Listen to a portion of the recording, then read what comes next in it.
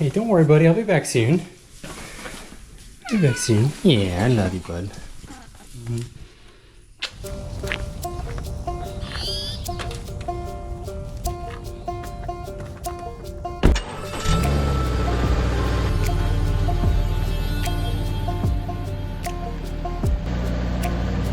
Oops. Almost forgot to take you with me. Let's go.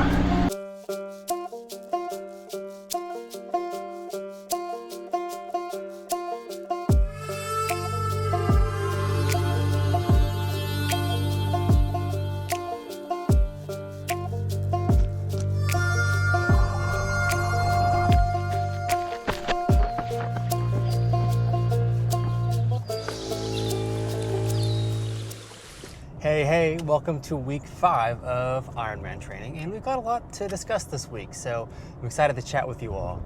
So this is the first week of the building phase, so we've got longer workouts with some higher intensity, but also just working on aerobic endurance as well. And I gotta be honest, the first workout of the week was over 3,000 yards in the pool, and when I saw that, I was a little intimidated, to be honest. But that's something I want to talk about, which is like, it's really difficult when you're doing this training because day to day, it's difficult to see progress. And I've talked about in previous videos how the swim has been challenging, and it certainly still is. But over time now, we're in week 5, which is crazy. I'm starting to see a little bit of progress. I was able to complete the full 3,000 yards and felt pretty good about it. At the end of it, I was definitely feeling a little bit tired, as it was the longest I've ever gone in the pool before.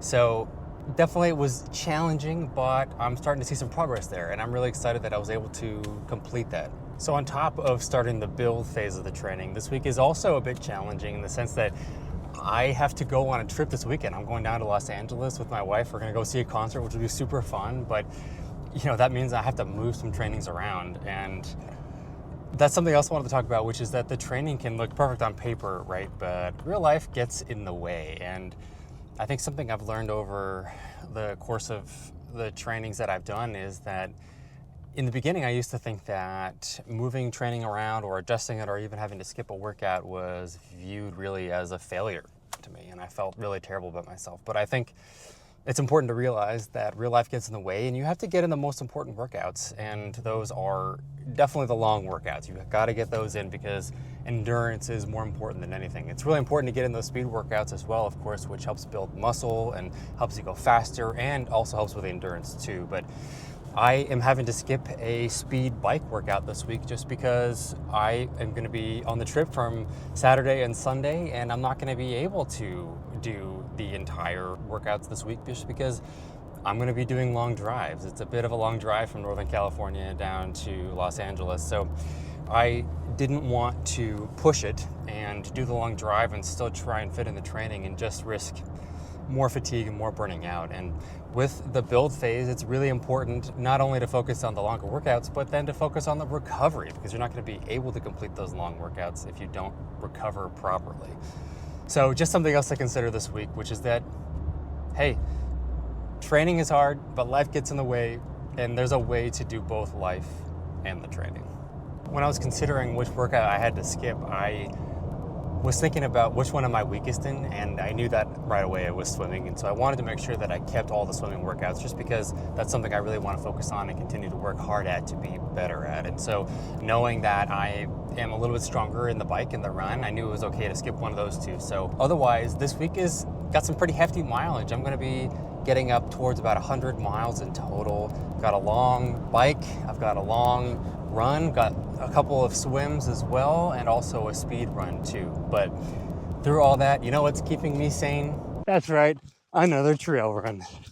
Today I'm supposed to do an hour and 25 minutes of running, but you know me, I can't only do an hour 25, so I'm doing 2 hours out on the trail. And I came out to a new one today, which I'm excited to explore. It's in Pilot Hill, California. And so far, it's so hilly. I'm basically doing nothing but going uphill right now, so quite exciting. It's quite gorgeous out here, but I have to admit I'm already taking a bit of a walking break because this is a hilly trail. but it's quite gorgeous and I'm having a great time so far. That's one of the things I think I like the most about the trail running, is that it's okay to get in a little bit of walking, be a little more casual. But I don't know if you can hear that or not, but my watch is yelling at me, telling me that I'm going too slow for the pace I'm supposed to be going today. But that's okay, because overall, keeping the heart rate up and continuing to push through. I'm only about a mile into this and it's been straight uphill. It's so steep. Still working hard, but it's gorgeous. If you can see, it's quite the valley starting to appear below. It's quite nice. You know, when you get into the longer training, something worth talking about is the fourth discipline of triathlon, which is nutrition. Yes. And that's something that's really important to master and practice during your training, because it's impossible to go throughout an entire race. Whoops, I don't know which way I'm supposed to go. 1 second. Okay, got it. Going this way. It's impossible to go an entire race without nutrition. Now, what's recommended is to make sure you're consuming enough carbs and electrolytes and water, of course. But it's important to understand that while water, of course, is hydrating, it won't cut it, especially when you're sweating a lot. So it's really important to replace that sweat with electrolytes, or salt, in other words. And so to that end, I make sure that I have electrolyte drinks when I'm out on these longer training. And so for that, I have that in here. It's the Goo Roctane, and I have that for the run and the bike as well, and it's really great. And I make sure to have one of those about every hour or so. But in general, it's recommended in terms of carbs to have between 40 to 80, I believe, grams of carbs per hour. And that really just depends on your tolerance level. And so I generally have around 40 to 50 or so. At least that's what I aim for. So in a run like today, where I've got 2 hours, I go for about 40 minutes and make sure that I'm finished with whatever nutrition I'm working on. So in this case right now, it's the Goo Roctane. So working on that. And then 40 minutes later, I'm gonna have a gel. And I like to practice with the Morton gels, because that's typically what you're gonna see in an Ironman sponsored event, is those Morton gels.